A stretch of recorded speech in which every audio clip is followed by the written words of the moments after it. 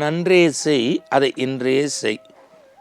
எதையுமே ஒத்தி போடாத, கடமையை செய், உடனே செய். நாளை என்பது நமக்குரிய நாளல்ல. இதெல்லாம் நம்முடைய வாசகம். கடமையை செய், ஒத்தி போடாதே, அதை இன்றே செய், நாளை செய்யாதே.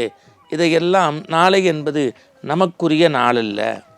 இன்னொன்று உளவியலில் சொல்கிறாங்க, செய்ய வேண்டிய வேலையை செய்ய வேண்டிய நேரத்தில் சரியாக செய்யணும், இல்லைன்னா சிக்கல். இதெல்லாம் இருந்தால் சரியா? அதுவும் என்ன சொல்கிறாங்க, நன்றே செய் அதை இன்றே செய். செய்யலைன்னா சிக்கல் தான். எப்படி? உலகத்தில் நம்ம இன்றைக்கி யாருடைய நாமத்தை சொன்னோம்?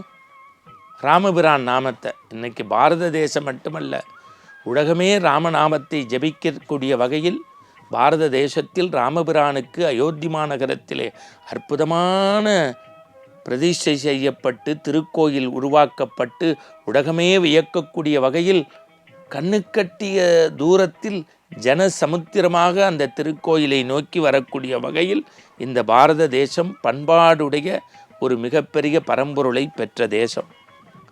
அந்த ராமபிரானுடைய புகழை பேசக்கூடிய நூல் எது? கம்ப ராமாயணம். அதில் நன்றே செய் அதை இன்றே செய்ன்னு ஒரு இடம் இருக்குது. எது? தசரத சக்கரவர்த்திக்கு பட்டாபிஷேகம். யார்? நாட்டை ஆளக்கூடிய தசரத சக்கரவர்த்தி முடிந்து 3 மனைவியை திருமணம் செய்து மிகச்சிறப்பாக அரசாட்சி செய்கின்றார். தனக்கு பிறகு இந்த வையகம் மறுகுருமே என்று முனிவனுடைய அருளால் யாகம் செய்து பிள்ளை பேறு பெற்று பிறகு ராமபிரான் முதலில் உருவாக அந்த ராமபிரானுக்கு சூரியகுல வழக்கப்படி பட்டாபிஷேகம் என்று தீர்மானம் செய்தார்.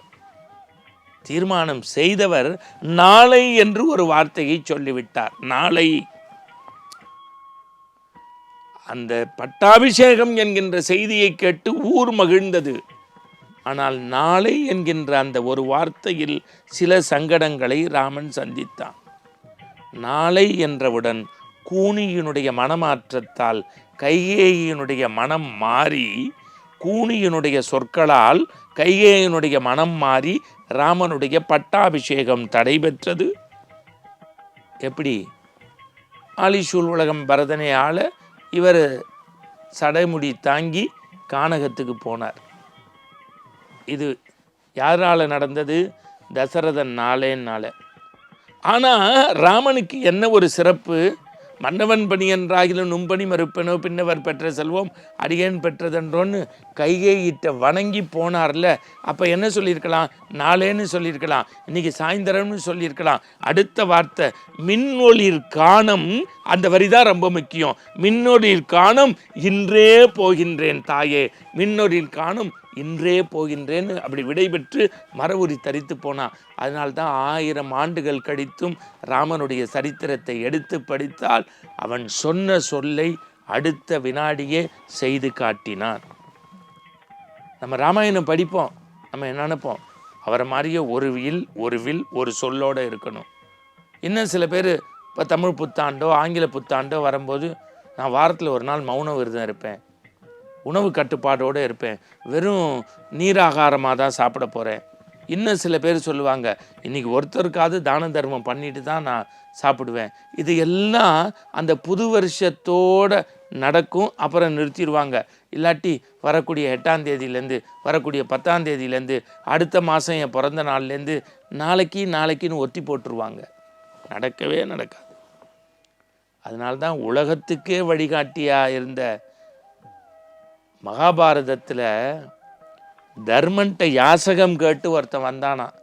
தர்ம மகாராஜா யாசகம் செய்யின்னு. அதுக்கு தர்மன் சொன்னானா, நான் காலையிலேருந்து பல வேலைகள் பண்ணி டயர்டாயிட்டேன், நீ நாளைக்கு வா என் கையால் இதே இடத்துல உனக்கு தர்மம் செய்கிறேன்னு. அதை கேட்டுட்டு பீமன் சிரிச்சானா, ஹே தர்மனுக்கு விழா எடுப்போம் நாளைக்குன்னு. ஏன்டா சிரிக்கிற அப்படின்னு கேட்டானா.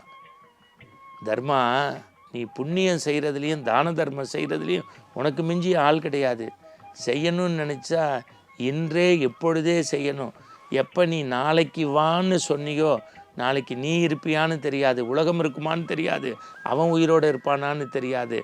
நாளை என்பது நமக்குரிய நாளல்ல, நன்றே செய்தால் அதை இன்றே செய்யணும்னு தர்மனுக்கே பாடம் எடுத்தவன் பீமன். நாம் தர்மரைப் போல ஆக வேண்டாம், மனிதனாக இருக்க வேண்டும், மனம் படைத்த மனிதனாக வாழ வேண்டும், இறைநெறியில் இறங்க வேண்டும் என்றால் நன்றே செய்வோம், அதை இன்றே செய்வோம், இல்லை இப்பொழுதே செய்வோம். மீண்டும் நற்சிந்தனையோடு நாளை சந்திப்போம். வணக்கம்.